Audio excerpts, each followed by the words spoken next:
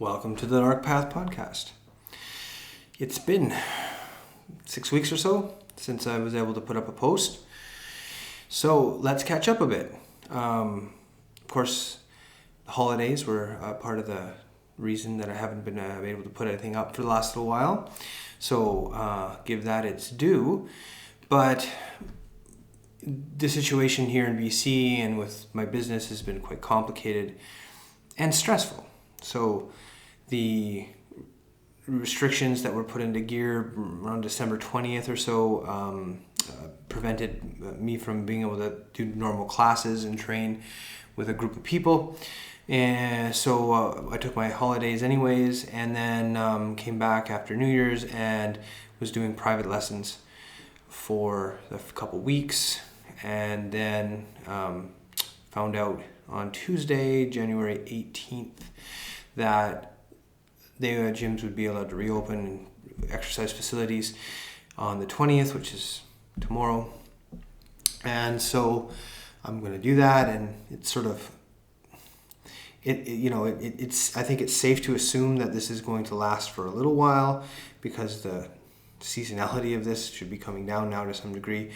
But I keep saying to people who will listen and think about it is like, what says this isn't going to happen next year, right? These kinds of roller coaster ride up and down, in and out restrictions are just terrible for business, terrible for people's lives, for the routines of things.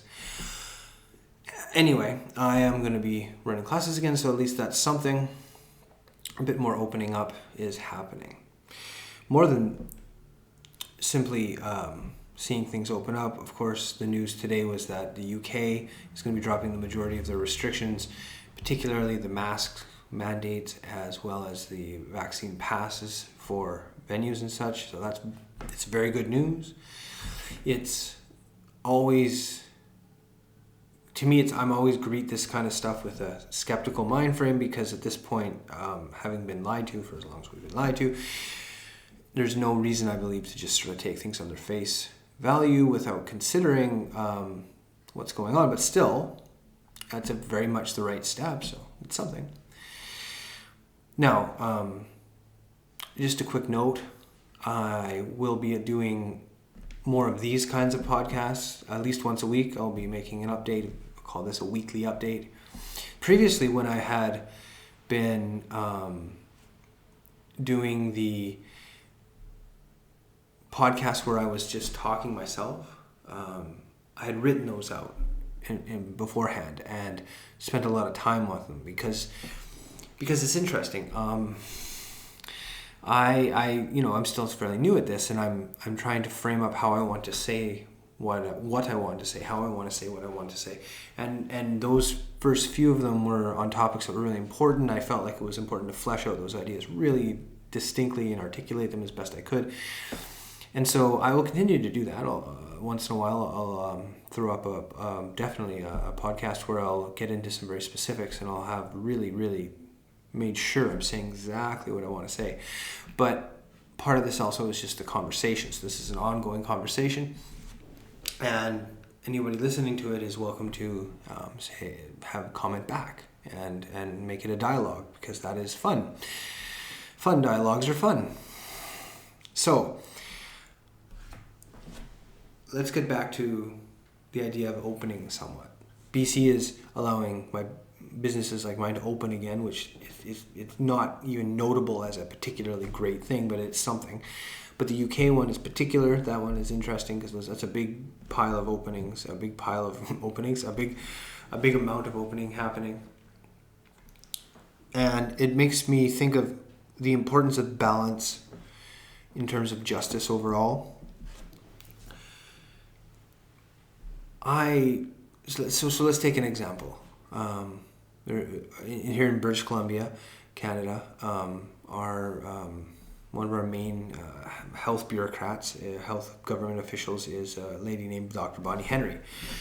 Now, I don't personally care too much about what happens to her as an individual going forward. She'll have done the things she's done. She'll have to look in the mirror and take on that responsibility herself.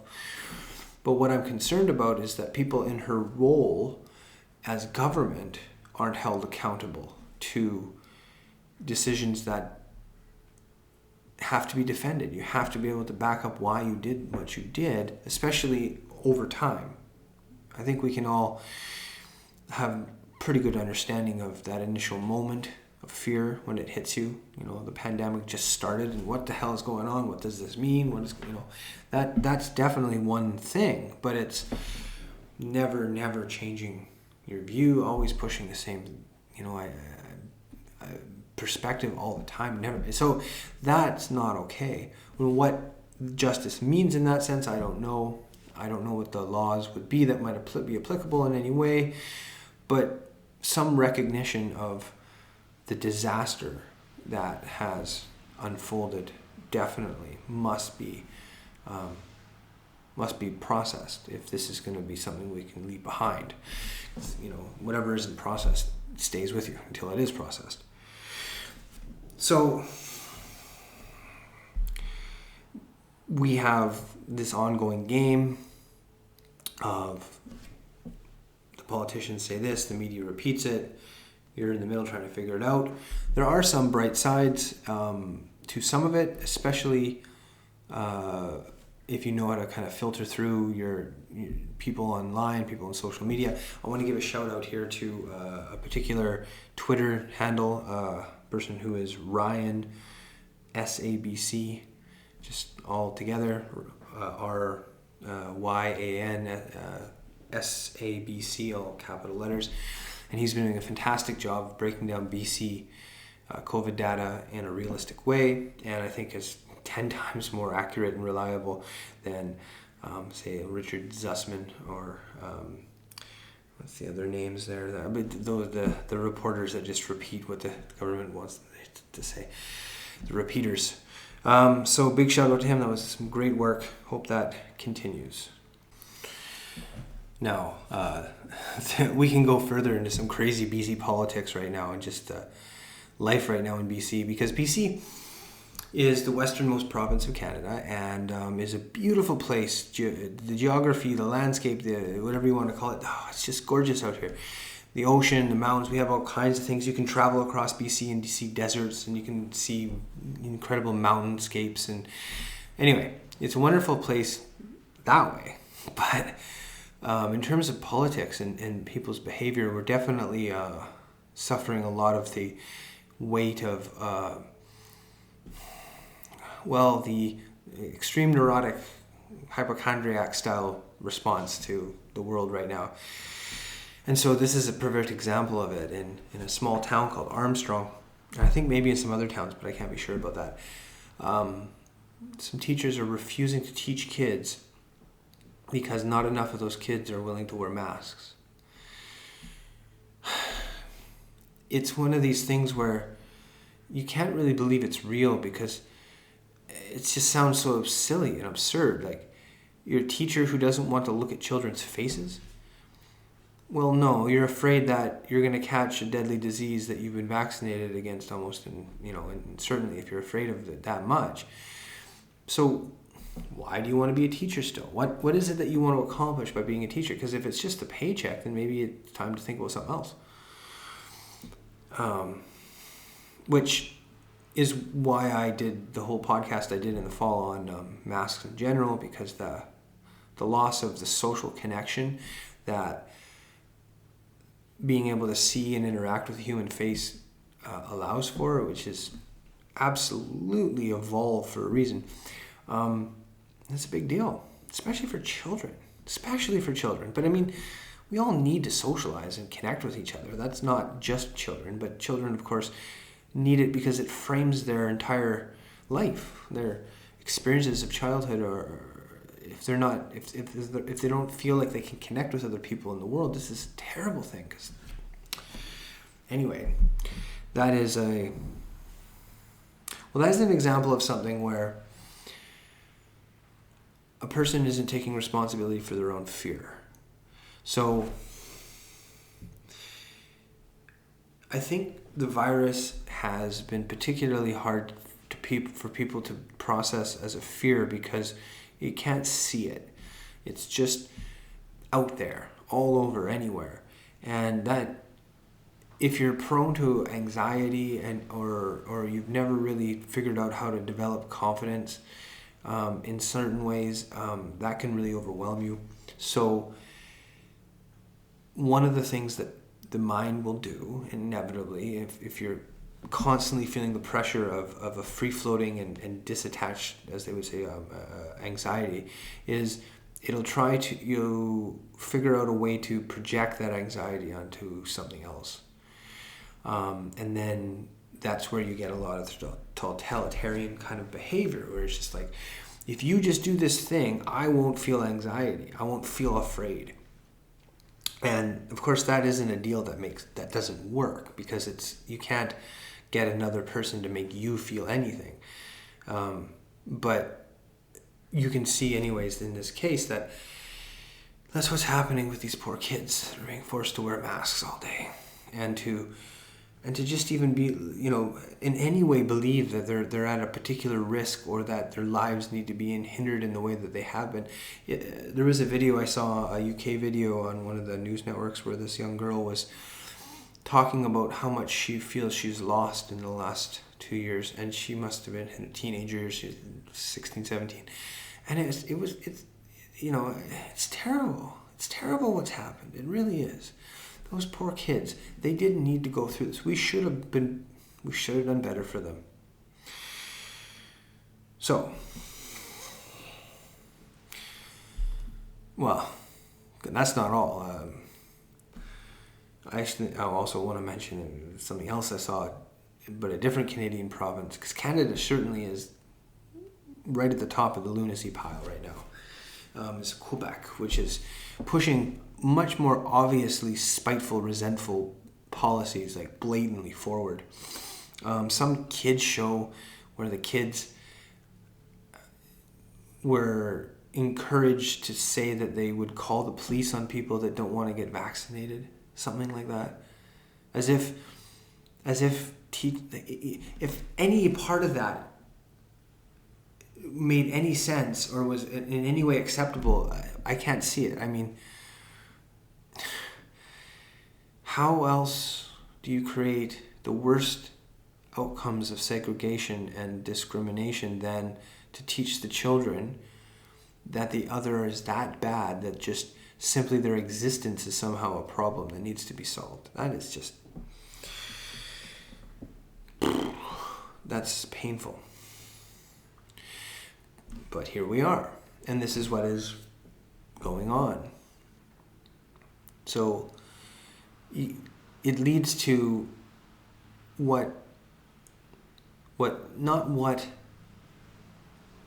limits are going to come naturally to stop. Like, it's not about what's going to bring this to an end on its own. It's about what can you do to put the brakes on in your little circle in life. Because if I could change the mandates on a provincial level or federal level myself, of course I would, but I can't do that. But what I can do is at least not engage to whatever level is possible. And when I say that, I mean, I know people that work in like healthcare, and I know people that work in a lot of places where they really are on a tightrope, and everybody needs income. You got to have some money, so you got to balance that out, and I know that. But wherever you can, put the brakes on. Wherever you can, especially talking about the kids again, right? Use that as an example. I mean, like, the kids don't need to go through school like this. And of course, the famous and well understood precept is like, don't lie to yourself.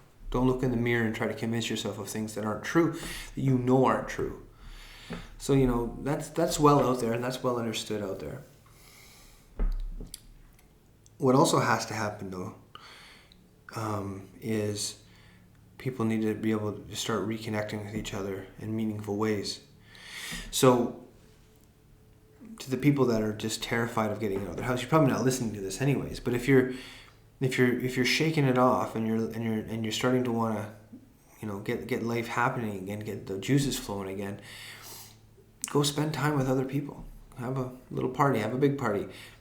Put on a concert with your friends. Go put on a play with your friends. Organize some really interesting, games. Whatever it is that you want to do, get used to seeing other people again. Get used to talking to other people, dancing with other people, giving other people hugs. That's going to be a big deal. And as crazy as that is going to be a big deal. People are going to get a lot of emotional responses. I had a student come in for a private lesson in the last a couple weeks when I wasn't allowed to do group classes. And after the lesson, we just talked for a little while, and they came to tears. And it was the first time in who knows how long that they were able to sit with somebody and just relax and talk and not wear a mask and actually see each other's faces and actually recognize that there's another human being here that's listening to you. That basic experience, it's a big deal. It resets your nervous system. It resets your body in a way that really matters. And that's one of the things I want to do a more in-depth podcast on, actually, and get into is just how important our perception of our social interactions is for our actual health. That isn't really where I want to go today, though. Today, I just want to sort of catch up and say hello, and here's my thoughts for the moment and what's going on, and also invite anyone who wants to engage in a dialogue to speak back, to say something. I'd like to hear feedback on anything I say. Of course, I'm learning as I go. I'm very interested, let's say, in the next few weeks, so I'm going to get classes going on again. That means I'm going to have people come together and exercise in a group in a room without forcing masks on them, because they're exercising. That's technically what the rule is you, as long as you're exercising, you don't have to wear a mask. And I'm sure there's going to be anxiety. I'm sure there's going to be trepidation about doing that. Of course, it's crazy that our health experts don't stress the importance of doing that, but regardless, it's going to be an interesting thing. And the students that I have in the dojo still, there's a large swath of different perspectives there. Some people are much more nervous than others. Of course, that's to be expected. And I want to take the time it needs to take for people to come back, but I'm also want to make sure that people that are willing to come back just can come back, because we all need to reintroduce ourselves to that life that we used to know. Now, I don't want to talk purely about COVID alone. That tends to be just the topic that undermines so much right now, undercuts so much right now. But I want to talk about some other things too. Let's talk about strategy and combat. Now, I can't deny that there's relevance to this with previous COVID issues I was speaking about, but there's just relevance to everything. So maybe we'll start with talking about this. How about this? Interaction. What is an interaction? Two things are in a vicinity or close enough to each other that they have an effect on each other in some way. That's a relationship. Any sort of relationship can exist. It can be indirect relationship too, of course. Two things cannot have a direct contact with each other, but through a string of connections can have interactions that do feed each other in certain ways. So at its basis, it's how everything relates to everything else. And one of the things about nature and life is that there can be a lot of friction. There can be and it can be very smooth. The relationships can go in extreme different types and ways. I've always gained a great deal of knowledge, I think, from paying attention to animals. Particularly, I've always found predator-prey relationships very interesting, even though at the heart of that relationship is literally one creature eating the other one, sometimes eating it alive. It's still a relationship, and there's still a very dynamic interaction between the animals as a whole and even the individual animals sometimes, at times. But it's all relationships. So you have a relationship with your family, with your pets, with your coworkers. You have a relationship with society at large. You have a relationship with nature. You have a relationship with the universe. You have a relationship with your belief system. All these different places are points of two things coming together and then interacting in some way. And now you want to guide that through a lens in which you can achieve an end that is at least not harmful, if not beneficial, ideally beneficial, and avoid any times where that interaction leads to damage or loss in some way, of course. So that means in some ways you're having a battle with the universe in order to stay alive, to achieve your life. Battle is maybe not the right word, but it's definitely a push and pull, a relationship in which you, as one thing, interact with many, many other things. And of course, that's true of everybody from their own personal perspective. So when I say strategy, on the large scale, it's how does all of those interactions work to the best potential? What do you want to achieve in every single interaction you have? Ultimately, ideally, is a gain. Now, that gain can be a gain of knowledge. It can be a gain of financial value. It can be a gain of experience. It can be a gain of different things. But it's the idea that really both people, both things, are going to either gain together or at least neither of them lose anything. So, for instance, if I go hike a mountain and I am taking the view the mountain offers me, I gain for sure. The mountain, I don't know if it gains necessarily from that exactly, but it definitely doesn't lose either. You know, very respectful to the mountain. So, in any case, this is what you want as an aim. Now, you can have a negative experience that ends up teaching you a whole pile of things. So there's a lot of value in that experience depending on what you do with it and how you respond to it and what actually happens. So maybe there's people in the world that you dislike. And maybe there's reasons that you have for that are pretty compelling. But if you can't gain any value from that relationship, then it's going to pull you down. So you can have an antagonistic relationship with a person or a group of people in some way, but if you're learning from it, it becomes hard to not appreciate it.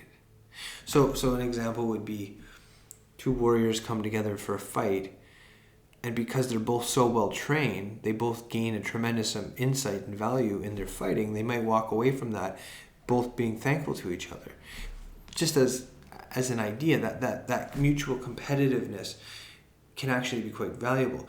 And since there's so much fracturing in the world today, there's so much confusion and ridiculous tribalism, one of the things that can help with that, I think, is then the desire to take that interaction, even if it's conflict-based, and learn from it. And take from it what it truly guides you to a better understanding of things. Because the aim ultimately is still to have both sides further their progress in a positive way. And of course that means that, the other side of that is you watch out for if you ever have a desire to pull somebody down, to take their feet out from under them. Vengeance and resentment and stuff are poisons, and of course you don't want to do this. But that of course goes back to something I was saying earlier. I said I'm not super concerned that as an individual, someone like Theresa Tam, the federal minister of health in Canada, is held life is really negatively affected by her decisions in the last few years. It's that the people in that position that she holds are held accountable. The people that take on that role, that are willing to get involved in the authority of the government, and then don't take that job blatantly tell lies, have an agenda, basically. I don't even know how to describe it. But that can't just be allowed. But it's not because the desire is to ruin that person. It's because we want to learn from what happened. We want to figure out how it happened. We want to gain as a society from that experience so that it doesn't happen again. And part of that is the accountability to the official, because that sort of seals the lesson. It sort of makes the lesson locked in, if you will. Anyways, back to more of a general sense of a life strategy. So over the next while, it's almost certain that different people will be changing their habits in different paces and in different ways. And apart from the few actual elites at the top of the pyramids of government and power in different ways, which very few of us have any direct relationship with, everybody else is a person. Everybody else is a human being. And that means it would be best for us all to try to learn from our responses to each other and to try to aim at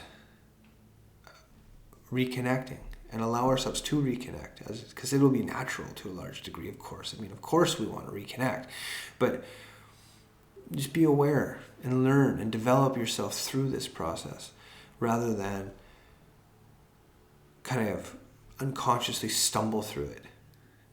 Maybe this whole thing can actually be a benefit in the end, because it can be such a learning curve. It is such a learning curve, really. I mean, I've never seen such a obvious experience and a play out of, I don't even know what to call it, just human behavior in a way that we haven't seen historically play out this way. There's lots to learn here. So that's kind of my central point. Through the absurdity, and while there needs to be justice and accountability, the lessons are a positive if they're acknowledged and recognized, and if they're, digested correctly. And that means lots of conversations, lots of honesty, lots of looking each other in the eye, and remembering that we care about each other because we are all human beings. And that would even include if a person, snapped out of it and realized they'd been part of the hysteria, is to recognize that they can have made a mistake and can move forward. That's going to be an interesting one. But in the end, compassion is what matters the most. There's no doubt about it. So yeah, I think that'll be kind of where I want to wrap it up. Now, remember, the one thing that you have absolute control over is your own self. And you do it through your breathing mainly. All else fails, breathe. Take a breath in, take a breath out. Work out, exercise. Look at the people you love, tell them you love them. Enjoy each other. Until next time.